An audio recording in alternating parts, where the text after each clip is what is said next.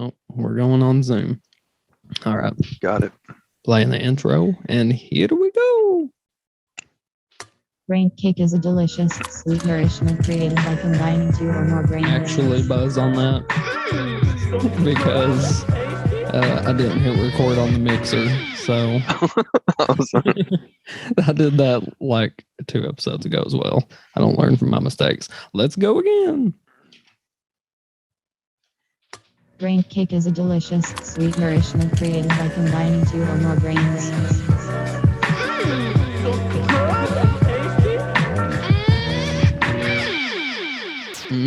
Boy, it's good and tasty up in here. It's a kiwi and Brock type of cake, man. It's a sour cake. Sour cake. Yeah, we were talking about sour alcohol. It is quite delicious. What was that? The name of that one again? I'm probably pronouncing it wrong, but I think it's a Gose, G-O-S-E, or Gose. I don't know how you say it. Never heard anybody else say it. So yeah. Well, that's the problem with the craft beer, man. It's like it's so exclusive. You've never even heard it pronounced, so you don't even know how to tell your friends who it is, man. Yeah, and it might even just be a town where that was first produced at or something. Yeah. But there's just so many, man. I couldn't keep up with all of the different like craft beers and stuff that I've tried that I like. There's too many because I like to try like a different brand practically every time if I can, Yeah, that's pretty much what I do. But the variety in alcoholic, like, I don't know, what do you call it? A beverage? Like that does separate it from like liquor by saying an alcoholic beverage, right? I guess. I mean, it's food, really. Started out as food, right? Beverage, the word beverage? No, I mean beer in general. Oh, yeah. It was more of a food, I think, when it was first brewed. It was like fermented grains, and there's like sludge that you almost ate it. I might be wrong on that, but it's something like that. How far we've come. Like, freaking went from, I mean, I know that the origin is yeast. That's as far as I know for current day. I mean, but I guess is that just one type? I mean, I've never really thought about it, but like the definition of beer or, it's pretty broad, isn't it? Yeah, I guess it depends on the style, but it's usually water, hops, yeast, whatever kind of grains. Doesn't there were like brews that people were drinking that were also like psychedelic as well. Yeah, some of the ones they spit in them. It's part of the. Have you seen those? Or I can't remember exactly what it is. There's one where they chew some kind of nut or fruit or something. They chew it up and spit it, and then they ferment that, and everybody passes it around this big bowl. They all drink out of it. Yeah, I think that's alcohol. I don't know if that's like hallucinogenic or anything, but right. Yeah, I don't know why that's the way they did it, but I'd probably try it if I was there. Right. Yeah. I mean, but I can't imagine convincing my family to chew up these nuts and spit them into a bowl, though. and then let's wait a month and we'll drink it together. Not now. Go over well. Now you have like YouTube to watch, but back then it was like, all right. Yeah. Try it. We're not doing anything else. Try anything the equivalent to like modern day theme park. Let's get fucked up. People have always wanted to get fucked up on drugs. What's up with that, man? Alcohol can't help but exist. It just happens. Fruit falls and then alcohol happens. I mean, that seems to me like a pretty integral part of society. I mean, there's lots of fucking. Well, it is. Yeah, like shit fermenting. So I guess it's only natural that with some things that happens so commonly in nature that we would eventually dabble in experimenting with it. Yeah. Well, surely that's how the first person that's got drunk. That's how animals get drunk sometimes, like bears. We've seen the bears that eat the rotten apples and they're stumbling about and they pass out in the orchard. Yeah. You've seen That's pretty wild. I mean, So that's probably what happened to us the first time. right. Yeah, I mean, probably been drinking for as long as we've been human or before. Actually, I'm sorry. That's Yeah. completely wrong. I'm sure we have been drinking before we were human. You know, if we were the top of, you know, if our ancestors were close to it, to where it would have been distributed, which is practically everywhere, I I don't know, suppose. man. My ancestors were straight edge. They probably didn't do that. They were the weird apes over there. They weren't. Yeah, no, that's some man shit right there. They had, Like, they well, had not X's on their man. hands and I mean, shit. like, that's some human shit right there, is to be, you know, concerned about that. Um, but it's interesting, like, just the development of the variety of alcohols now. Like, yeah, we were talking about beer, and we were talking about, you know, there's sours, there's yeah, pale ales, there's Mhm. like, I don't know, the list goes on and on. I'm sure you could name more than I could. Yeah, I mean, a lot of them are just different, you know, different grains that they're using or different hops or yeast, so it makes it taste different. They call it by a different name. And then there's also the thing of liquor. And I mean, there's such a variety of liquors, but the one that gets me, well, I guess it's not so particular with wine, but I do know that wine can, you know, it's very, seems to have like a status tied to it.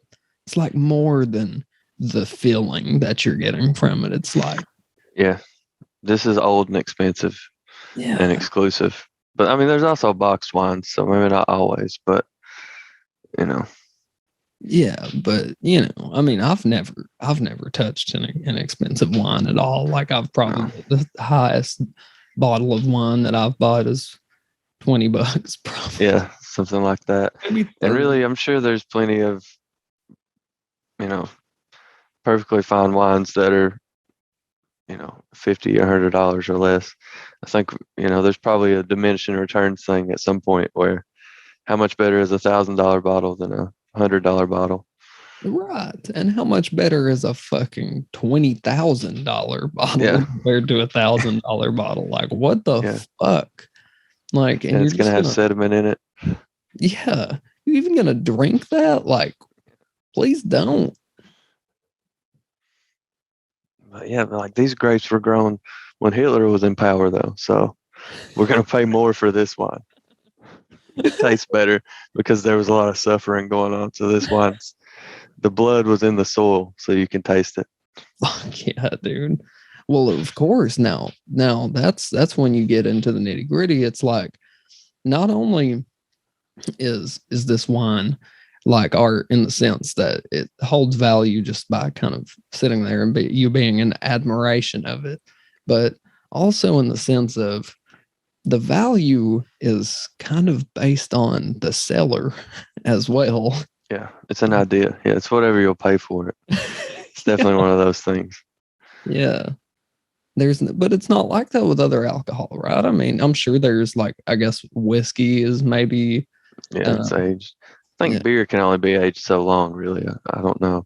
Like it lasts a while. That's what IPAs were for, is to come over on a ship, you know, and still be able to be drinkable. But yeah, I feel like it's still, you know, it's not going to have the same shelf life as wine or whiskey.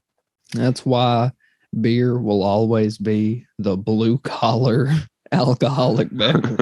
It can never be expensive I by, thought it was Tavarsky well, yeah, that'll be around for in a a while too. in a shitty plastic bottle. Fuck, dude, those are rough. And Those then are when you're like, done, you just throw it on the road for somebody to run over later.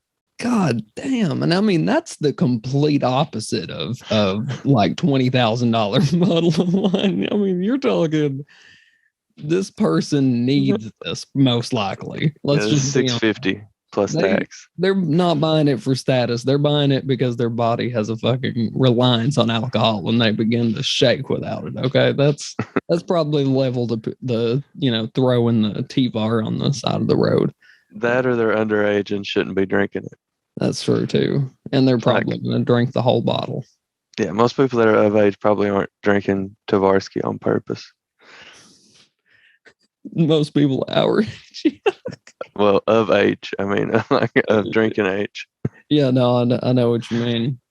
Yeah, it's what you buy when you have to scrounge up some money from mom and dad. Yeah, you're paying a guy you met in the alley to go buy it for you. Yeah, Or your uncle, because everybody has an uncle that doesn't give a shit if you drink. that's true. Yeah. Jimothy actually, I don't know, for a long time, which, we have a decent age gap, but for a while when I was younger, he would never entice me to drink or smoke. In fact, actually, he would be like, no, like you shouldn't do that. But eventually, I guess it just changed. And I mean, I was still for legal purposes, I wasn't still in high school, but for purposes of the truth, I was in high school. But it was towards the end, and it was, it was me who was pushy about it. He was never pushy about it. Well, you were held back a few years, though. Yeah, right. Legally. So, I mean, you were held back like 5 years. It's fine. Yeah, that's fine. Yeah, but I always thought that was interesting of old Jimothy, of our very own Jimothy. Something we've never discussed, probably something we'll have to discuss, his thoughts on it. But I don't know, man. It's always a weird thing. Like when we're talking drugs and, alcohol, children, I mean, should do drugs. They should smoke crack. I mean, they're not at recess. Not saying they shouldn't, or that. I mean, I'm not saying they should be smoking crack at recess. What I'm saying is, most of the time, they want to experiment with that shit too, and most people do drugs well before they hit the 18 mark, let alone 21. Yeah, definitely. So it's like, I mean, I don't know. It's whenever it comes down to what I would do in that position of like, dude, this person that I'm like friends with, this person that I care about, to me, I think it's just like, I want to make sure that they value just sober reality. You know what I mean? Mm-hmm. I want people to value sober reality as much as I can, I feel like. But I don't know, man. It's well, we can skirt off that because it's getting. You want to talk about children doing narcotics, man? Right. Yeah, that's probably not the subject to touch on. I think it should be passed in the law. It should be mandated that all students, they got to pick one. One each semester. And they try it throughout. They try it with a teacher. There's like a teacher for each drug, and you do the drug as a class. And depending on the drug, there's like different assignments. Like you read the scarlet letter while you're on meth, and then you write a report on it. All you can do is hope that your coke class starts early, man. You have to get the early morning cocaine class, so that way you can be, maintaining that throughout the day. But I guess actually, don't they say cocaine doesn't last long? So probably wouldn't even make it past the. Probably not. Period, you'd be going back for more. You'd have to go see your man. Kids. Let's go down to Echo Park. Around the teacher's desk. Just like, can we just get a little more coke, Mrs. Jefferson? Could you imagine how annoying that would be? That's a terrible idea. We should, we're going to start a charter school where we can do that. It'd have to be a charter school for sure. What is a charter school exactly? I don't know exactly. I think it's a private school that's subsidized or something. I don't know exactly what makes it different from a regular private school, but they can have like a different curriculum. Like there was I visited one once where they had like the fish in the tank, and then the plants are growing above the fish. I think it's aquaponics is what it's called, but it's pretty neat. But that was one of their classes. So that was like a private school. Yeah, I don't know what makes them special. Montessori, is that another name for that? I think that's a Catholic thing, and it's like 5-year-old, something like that. I think that's like a Catholic preschool, pretty much. Oh, okay. Fuck. How the fuck did I get that confused? There's some word I'm thinking of. It is a specific type of schooling that you get, where it's like they let you. It's kind of like more path oriented. Like it's more based on what you're skilled at, and it's not just like math, science, reading, whatever. Like Bible college. Like Bible college. Yeah, everybody, all of the smartest men on earth have went to Bible college. All the men that are going to heaven. Yeah, I mean, again, that's all that matters. If you're a sinner on earth, then you've just fucked yourself. And now, I mean, if you're on earth, you're a sinner. Yeah, that is true.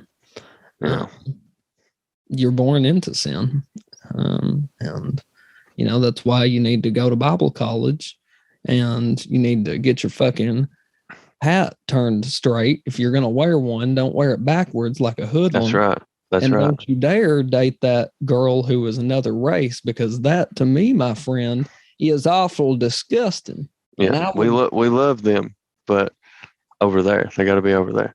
And I mean, I'm not saying it's not, but it's in the Bible. Now, I'm not, it ain't me. God said it. He said, don't mingle together. You know what I mean? So racism's all right by God, and it's all right by me. Yeah, he wants it. So, but that's neither here nor there. Need to get your ass to the Bible college right now. I've never even heard of a Bible college, to be honest. I assume it's just where you learn about the Bible. And yeah, I guess it's you can learn to be a preacher there if you're not ready. If you're not ready to just, if you don't get drafted, first, second round, you got to go to Bible college, and then you can be a pastor later on. Some of the greatest pastors ever have become pastors that way. Yeah.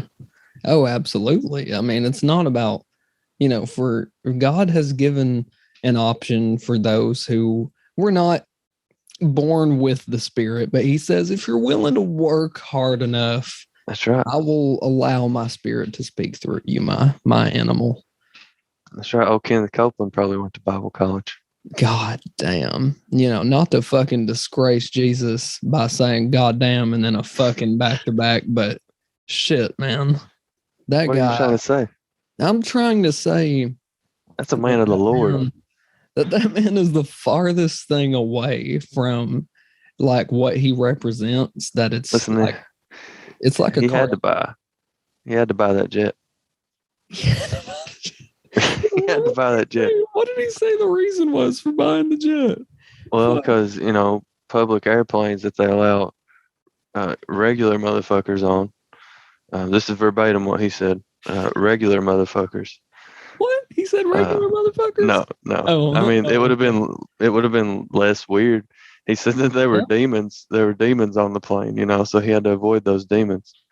You think as powerful as he is, he wouldn't be worried about the demons on the little human airplane, right? But But they sold that jet for a deal. He had to buy it. He would have lost money if he hadn't have bought it. Man, I wish. I'm trying to look it up here, but dude, there was a video of Kenneth Copeland that absolutely, he just like was yelling at this lady, and or she just was like asking him questions, and he like was all smiley, and then he just fucking snaps, and it's like literally the man looks like he turns into a representation of Satan and starts pointing at her, and like you see his true colors come through. And it's like, oh, you're a monster. That smile is not real. It's terrifying. It really is. I think we might be talking about the same thing though, because that sounds pretty familiar. Although every video of Kenneth Copeland is pretty similar to that, I think. Oh my God. They're all terrifying and creepy. Yeah. Oh my, this is damn. This interview. But I think it's the same one. We're talking about the same video because he's about to get into a car. Yes. Demon. Yes. Yeah. I'm gonna Before she asked him about the plane. I'm gonna try to find it if I can, just really quick. If I can't, I'm gonna give up because I'm not gonna search for it forever. Oh, they got it like diced up here in this montage. No.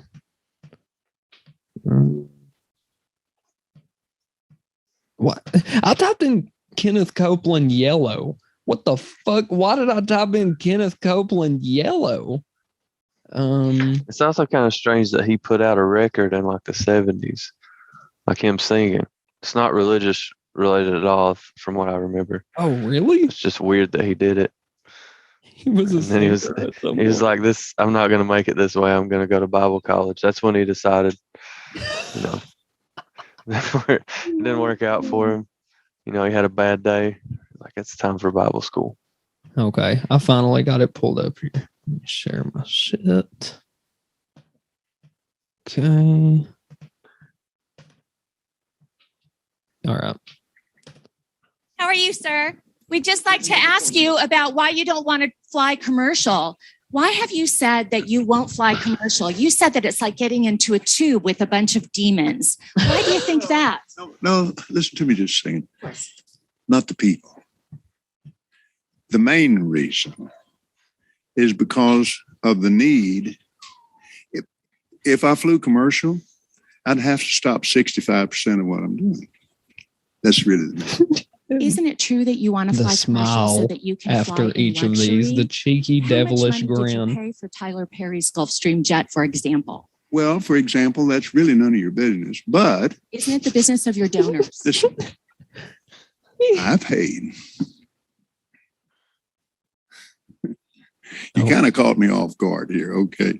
Certainly. Well, if you like to come out here, I'd like to give you a chance to catch your breath and have a conversation. We don't want to catch you off guard. I love Inside Edition. You got to get this now. Hey, you listening to me? My wife thinks Inside Edition is, oh yeah. What a Now, creep. What the fuck? I'm sorry. That's going to cause for a pause right there. What the fuck was that? And what demon or alien is inside this man's body that is so far away from human? I think she's being unreasonable. You know, he's just a man, you know, being a man. I mean, he seems like a great guy. Listen what he's saying. His wife loves Inside Edition. And he has a nice smile when he says it. That's somebody's peepaw. Yeah. Let's hear what Peepaw has to say. Let's see what he has to say again here. Help me. Just let me pray. Well, let me just ask you a really simple question. A lot of people think it's unbecoming for a preacher to live a life of luxury and to fly around in private jets. What's your response to that? Valid question. Right or wrong? I mean, I think it's unreasonable to ask a man of God about his motivations. I think she should probably know her place amongst a man of his caliber. You know, he's right up there with Jesus. Mm-hmm. Yeah. And she's coming at him sideways like this. It's pretty unreasonable, if you ask me. Okay. You say it's unreasonable. I say this man is, first of all, has millions of people groveling at his feet, but not because of him, but because the word of God that he speaks. And they are willing to give up mass amounts of money to a cause that is, they've been misled to believe is going to get them into heaven, or going to get them a bigger mansion in heaven, or maybe even in real life. Sometimes they say, hey, everything you give, you're going to get back twice as much in heaven. Yeah, they say some wild shit like sow an uncommon seed to reap an uncommon harvest. Yeah. Send us your last $500, Grandma. Don't worry about that electric bill. Oh, you're diabetic? God will send you some insulin. Don't worry about it. Just send us your whole Social Security check, and God will take care of you. Jealousy's deadly. A woman walked up to me in Virginia Beach, and she's crying. God said, tell her if she'll plant a seed equal to her house note, I'll give her a house debt-free. There is no, I don't know what I was going to say, but another thing I was going to say was actually, never mind. Fuck it. I'm going to play the video. Very simple. It takes a lot of money to do what we do. The teeth. We have brought over 100. Let's see. The latest figures just came out. 122 million people to the Lord Jesus Christ. Let me give you another example. Last May, I was scheduled for Lagos, Nigeria. That's a long ways. I had a week off and I was scheduled for Peru. And I prayed about it and I thought, I'm not missing that dedication in Jerusalem without the airplane that we have that I bought from Tyler Perry. And I didn't pay anywhere. Tyler's one of the greatest guys. He made that airplane so cheap for me, I couldn't help but buy it. Well, my question then, okay, all right, but I want to get to the demons. It happens, man. I've bought 3 airplanes the same way. Dude, I know. Sometimes, the opportunity arises for you to buy an airplane at a, discounted price, and you have to take it. As a regular average Joe, that happens to me all the time. Yeah. You don't have a hangar? I mean, yeah, no, I don't have a hangar, but I keep buying the planes because the deals are just so damn good. But I'm like, I'm going to, I'll save up enough for the hangar, but, I have enough for all the planes. So, because they're just so cheap and affordable for us, average Joes. All right. Not too much left of this. Because people are very concerned about that comment. Give me a chance here, Inside Edition. I love your eyes. And okay, here's what happened. Creepy. We flew in 21 days, 70 hours, 40,000 miles, touched 5 continents, and preached face to face personally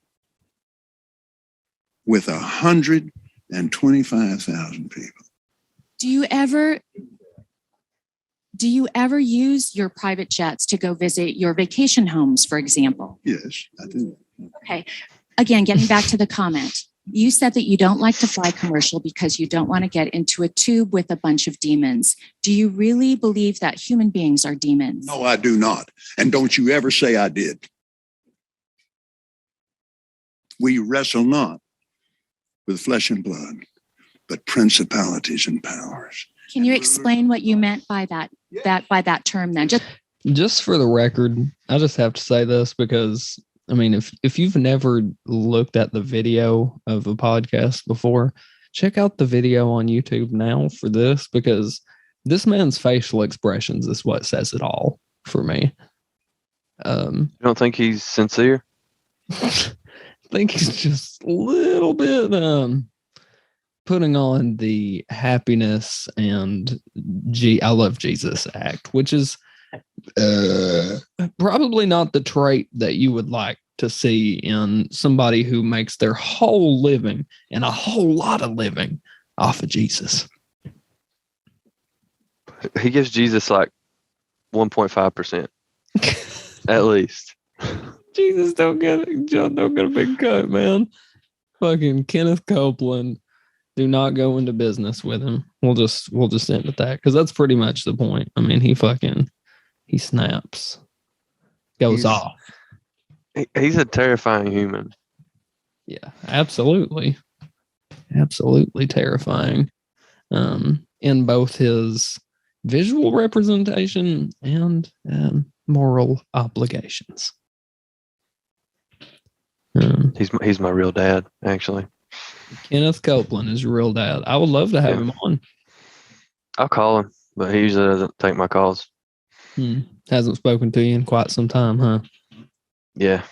He doesn't let me fly on the jet. He makes me fly with the demons, man.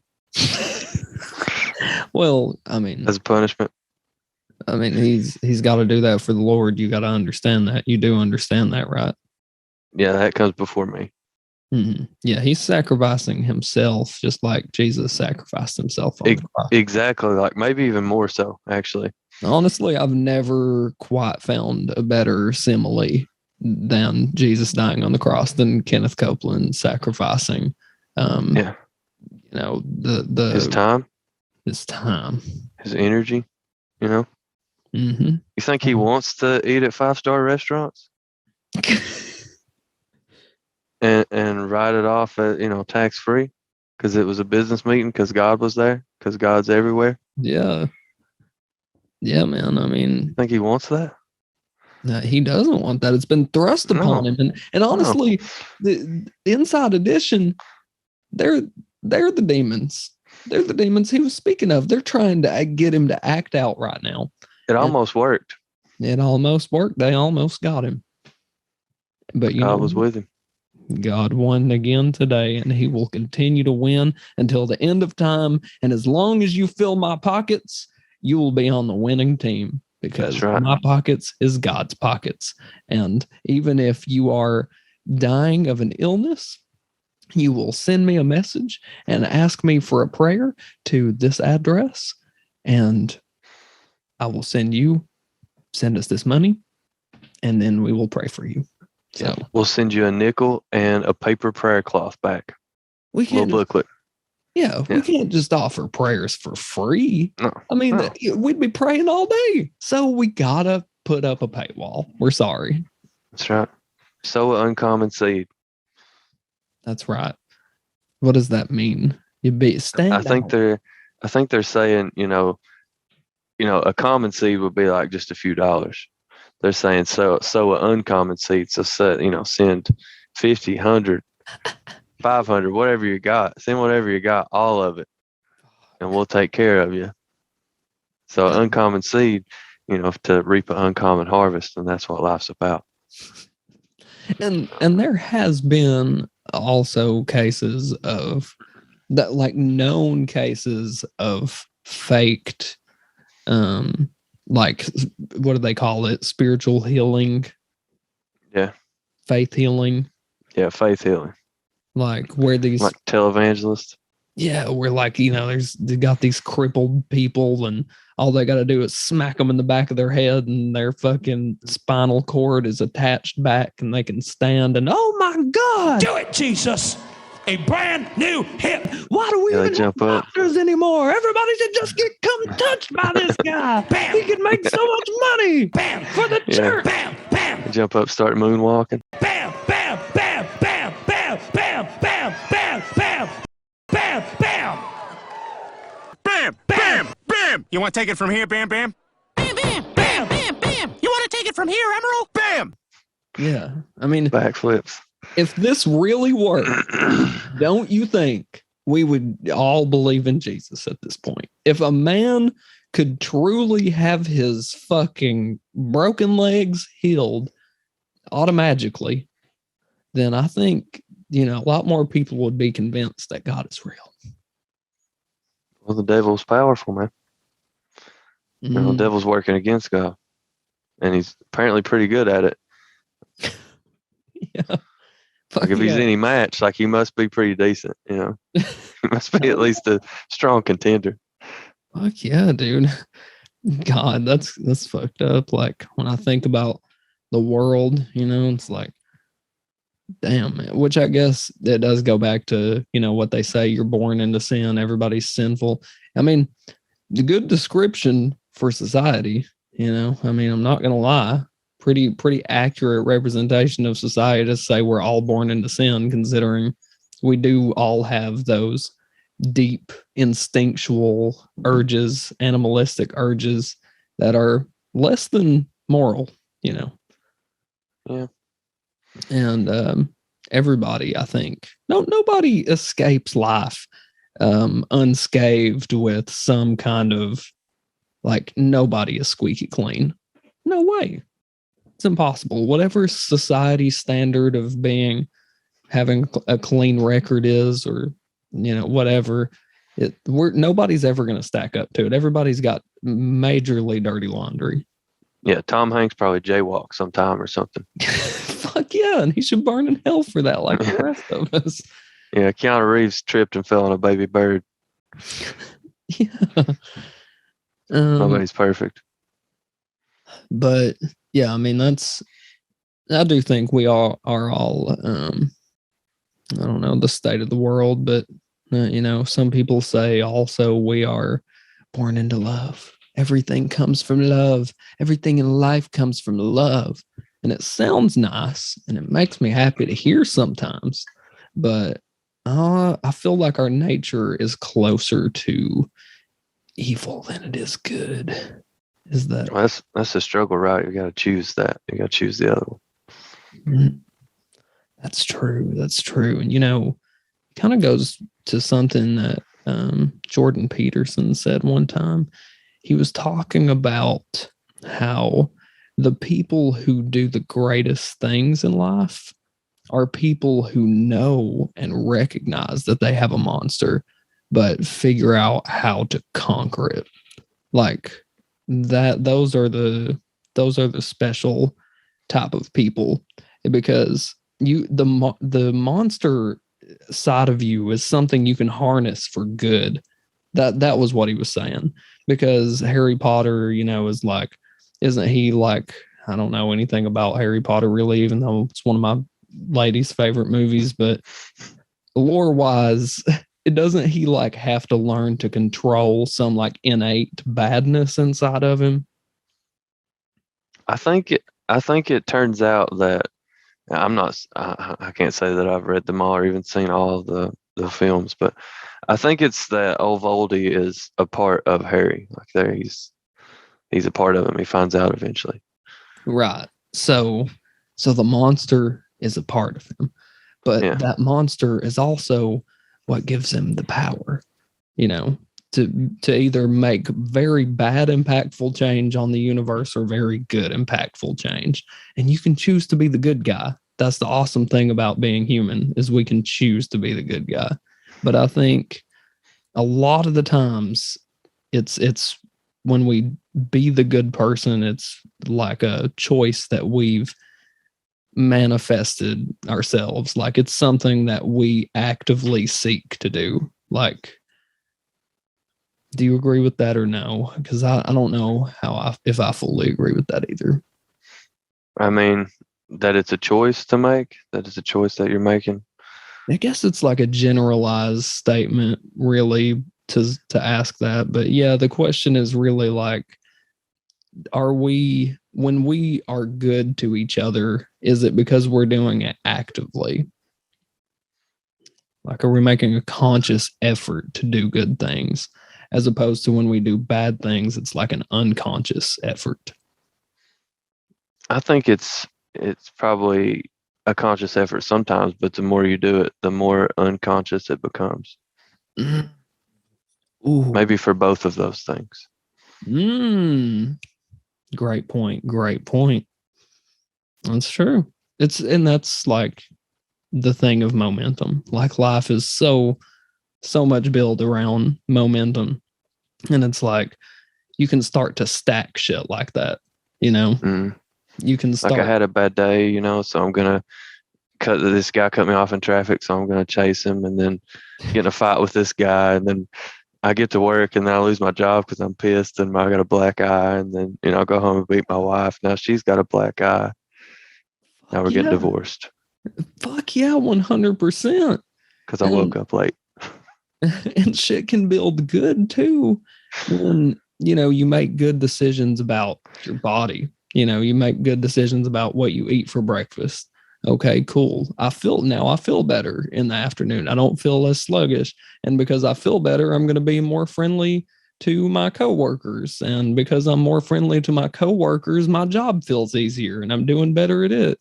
And, because I had a great day at work, I'm going to go home and I'm going to have a good day with my significant other instead of arguing or whatever.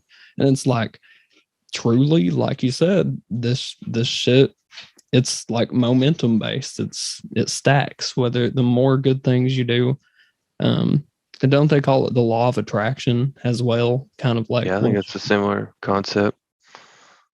Yeah, what you put into the universe or what you seek to get out of it is what you're gonna get out of it. In a sense, that's true. But it's not like Oprah. That shit Oprah sold where she was. The Secret is what you're talking about. Yeah, It helps to have $1 billion. That's that one of the that keys is the that I think secret. people forget. The key is to have a whole fuck ton of money. Yeah, and be Oprah. That's not something a lot of us are, sadly. Yeah, But I'm Oprah sometimes. You can be your own Oprah. yeah, you can you can feel the power of Oprah. But her thing was, The Secret. It's all about manifesting in the more wonky sense, manifesting as in like Vision boards. Yes, vision boards. And all you have to do is say every day, I want a Bugatti. I want a Bugatti. I want a Bugatti. And even though you're unemployed, and even though you have 9 children, and lots of things are going wrong for you, you will eventually get a Bugatti if you just keep saying, I'm going to get a Bugatti. Yeah, I think even if you have a vision board and you say you're going to get a Bugatti, I think you gotta, you might have to rob somebody to get it. Yeah. I'm not I've never just as robbed anyone. No, I've never really cared about Bugattis. I've never been like, I want to get rich so I can get like a nice sports car or anything. Like, no, I just want healthcare, man. Yeah, right. My first shit would be that, or like a house. Like, can I just get like a fucking nice house? The amount of money people will get lots of money from a lawsuit or whatever, and they'll just go and buy a car. Like, buy a house, man. Yeah. I've never understood the people who will drive a super fucking nice car but remain in like a less than house. And I'm not like judging anybody for what their house choice is. I mean, if that's what you want to do with your money, honestly, go for it. But just for me personally, I value a place that I lay my head down at night over, a vehicle. Yeah, depending on where you live, you might not want to pull up in that Bugatti, man. Yeah. Sometimes it's probably better to act broke. Yeah. You might get cracked in the head. You're walking into your tiny house, you just got out of the rolls. Yeah, man. You get hit with a brick. I worry sometimes about like my Jaguar taking it in, kind of more shady places, because I'm like, this Jaguar thing on the front is not making it. It's not making it out of this area. They're going to take that just for fun because it's so easy to pull off. Yeah. I didn't realize it was easy to pull off. I'm going to take it the next time I see it. Yeah. Yeah. Go for it, man. It's going to pop it off. Yeah. It was like attached to like a little stringy thing or something, like the string. I don't know shit about vehicles. Like I shouldn't even, it's not even a topic of conversation to me. I'm lucky that like I ended up with that type of vehicle because of my, family. And I am very appreciative of everything they have been able to provide for me. And it's not like a fucking brand new Jaguar though. It's, but it's still a Jaguar. It's 2003. But I don't know. It's just not been, I don't know where I was going with that. I get caught up talking about that and I get insecure about it because I'm like, I know nothing about cars, but I have a super nice car that my parents ever so nicely gifted to me. You can't know everything, man. Yeah, but people are like, when you have a Jaguar, people assume you at least know a little bit, Oh, you should just make stuff up and then act like they don't know what they're talking about. Be like, you don't know about the Fizimowitz or whatever the fuck you want to say. The fucking my carburetor is fucking 55 wattage, dude. Like 55 watts from my carburetor in the hatchback, dude. When you put your head in the hatchback of my carburetor, dude, it fucking blasts the shit out of it, man. Yeah, act like they're crazy. Yeah. Like, oh, you didn't know that? Yeah, there's just this model. Another one's before or after have it. Just this one. You probably don't know. You should read up on it. It's pretty interesting. You thought you knew about cars. I actually know more than that. And Yeah. there's a lot you don't know about this car for sure. Because that's why I have it is for inquisitive minds and to, let everybody know at all times.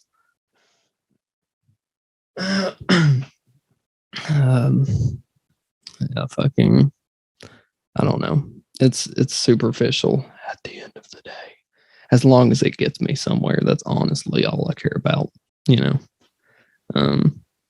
and just know enough about vehicles to keep them running properly, Yeah.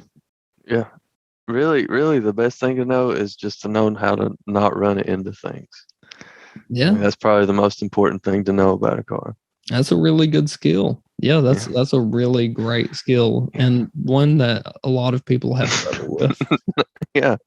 I saw a guy the other day pull out of the gas station, hit the little yellow barrier thing so that you don't kill everyone at the gas station if you run into the pump, I guess. Oh, fuck. So he had a big yellow stripe down the side of his car. He hadn't pumped gas yet. He just left. I don't blame him.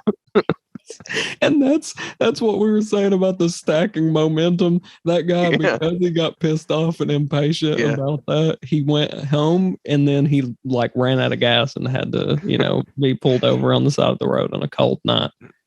Yeah. Yeah. And then he mistreated his children, and then his children are going to grow up to be angry people.